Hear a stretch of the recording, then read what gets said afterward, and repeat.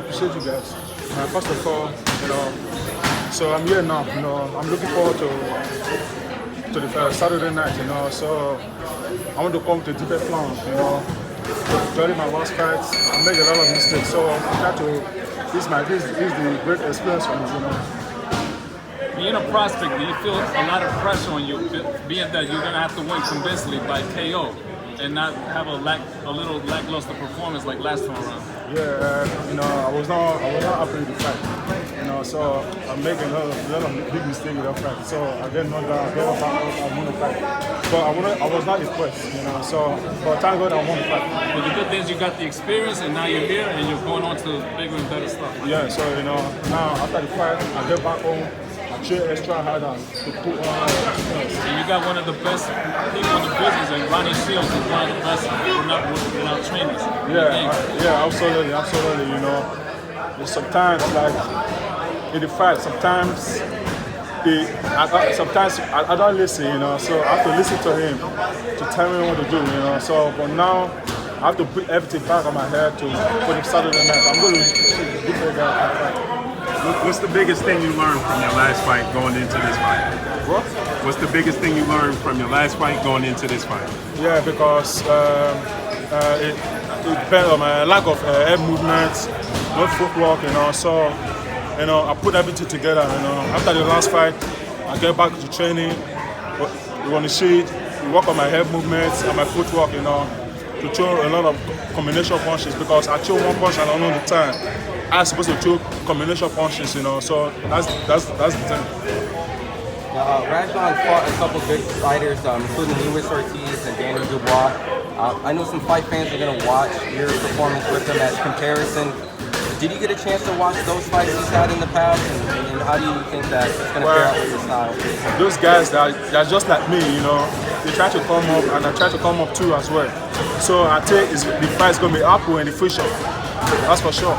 Now, he's mentioned he didn't really have a great training camp in preparation for this fight. He's saying that he had a great one coming into this fight, practically saying it's at his best, so you might get the best form of him. When you hear that, does that surprise you that he's preparing himself so much for this particular fight? Probably guys and stuff. He's trained really hard for this fight. The other fights he said that he didn't have a lot of preparation time, but this one he said this is the best version of him. He's had like a 6-week training camp that was good. Did that surprise you when you hear that and seeing that you may get the best form of him and coming to Don't surprise me. I mean, it's his fault that he wasn't in shape for all those other fights. Why get in shape now? I mean, look, it is what it is. When you get knocked out on Saturday night, you're gonna realize he just fought a better fight. Now, of course, you've been fighting on a lot of big opportunities for Fox and things like that. When do you think we'll get a headline of Efe Ajagba, headlining the card with your face on it? The main star. No more underneath at the bottom, but at the top. It says your name number one. That's why he's co-main event now. So it's getting close. It's getting close to that. Hey, Efe, I asked Ronnie Shields this, but I want to ask you to see how your answer compares. Do you believe that you are a prospect or you are a contender, a heavyweight contender right now? I'm a prospect as well. You're still a prospect, you feel like? Yeah. And how do you get to be a contender? Contender, I have to climb up. I have to climb up to the stage because I'm about 20 in the top bracket. So when I get to top 10, that's going to be a heavyweight contender. I'm in top 5. That's it. And Ronnie, can you repeat for me what you said about when I asked if he's a prospect or contender? I was going to say he's a contender now because he went through adversity, got up, came right back and stopped the guy. Not many people can do that. Ronnie. Can you talk to that a little bit about what he just said? He said you graduated, you're a contender now. You went through that adversity, man. Are you saying like I graduated from prospect to the heavyweight contender? Yes. I'm looking forward to that. That's impressive, So, I'm going to try extra hard because there are some boxers out there. They train hard, so I have to train hard. I have to put everything, everything in the ring to make me want to fight. And he's saying you proved it to him when you got up and you continue to fight on. You really proved something to Ronnie. That's important. Yeah. But I proved something, but I make a big mistake in that fight. I'm not supposed to get knocked down because my head was open. I tried to hit somebody because the guy was hurt. So I'm trying to finish him up because when I try to finish him up, I have to put my head up, my hand, because my guy was down. So that's why I got the shot. So we'll see on Saturday night a little bit different fighter, and you believe that you can graduate to contender on Saturday? Yes, of course. You know, so right now when you put my Saturday night, I'm going to put everything because the guy is tall. So I'm going to put more pressure on him because I know it's not going to fight back because I know he's going to go backward because I'm going to stay behind my jab to see what he's doing. That's why I'm going to go from there. Hey Ronnie, usually when you get co-main events with two guys the caliber of Efe and Adam, it's a preview to something that's coming in the future. Should they both be victorious, is that a fight you like for the near future? Well, you know, right now, you know, it's all wait and see right now. But look, I mean, Adam is a really good fighter, and he has a good fight in front of him also. So, you know, just wait and see. But down the line, definitely down the line, that fight is going to happen. And then just curious, from a heavyweight standpoint, from your experience, you know, they had the Wilder Fury fight that just recently happened, the rematch. Did you get a chance to see that fight? And do you have a prediction on how the third fight may play out? Did you rematch?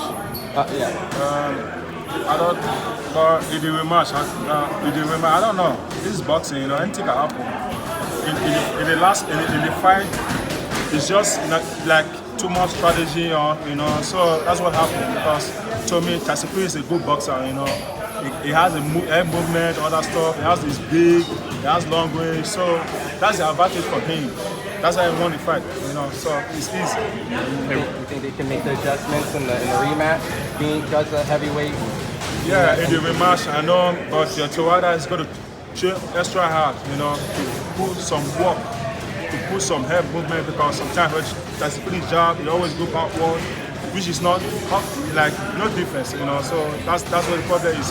But now Tawada is like, to me, this is my opinion because I know he's going to go back to train extra hard to do a lot of work because TYSON is big, you know. So he needs to like give him the pressure. That's all he's going to want to fight. Two more questions. Hey Ronnie, you've been in and around the sport for a very long time. You're very experienced. Where do you rate the heavyweight division today's time compared to yesteryear? It seems like a lot of great fighters in the division, real deep for the heavyweight division. I think the heavyweight division is the best that it's been for a long time. You know, I mean, you have so many good fighters, a lot of good fighters in Europe, you know, and other countries also. But I think that the heavyweight division, man, is really spectacular right now. Every fighter is a good fighter. Now, let me ask you about the trilogy, possibly with Wilder and Fury. What adjustments do you think Wilder needs to make to be successful in the trilogy? Well, the first adjustment he needs to make is not to take the fight so soon. I think he should wait, take another fight, and then go back, see where he is, and then say, then I'll take Fury again. But to go right back into the rematch, I think is a huge mistake. Now, there was a lot of talk of him parting ways with Mark Breland, but he came out, he said, no, that's not true. He's keeping Mark Breland. What is your thoughts on that? Well, he should have never even considered getting rid of a guy that's probably saved his life. You know, Mark did the right thing. Any trainer would have stepped in. I would have did it 2 rounds earlier. I just told him, look, tonight is not your night. You don't have it. Your legs is gone. Everything is gone. You don't have anything. So to get on the guy because he's looking out for your best interest is a big mistake. How do you feel about fighters like Wilder saying he want to just go out on his shield? You used to box, you know, there's always saying that the trainer got to save the fighter from himself. Well, and that's a true statement. But the thing about it is, you know, to say you want to go out on your shield, I mean, that's fine. Let everybody know you want to fight. That's cool. Nothing wrong with that. But that's like a person, if you got a few friends, all y'all together, everybody's in the swimming pool swimming, right? All of a sudden, you see one of the guys get in trouble. What you gonna do? You gonna look at him drown, or you gonna step in and try to save him? So, I mean, it's a human interest thing, you know? Mark is a good trainer because he cares about the fighter. And whether the fighter care about himself or not, Mark did the right thing by stepping in and saying, you know what, enough is enough. Thank you, Ronnie. Appreciate you, Efe.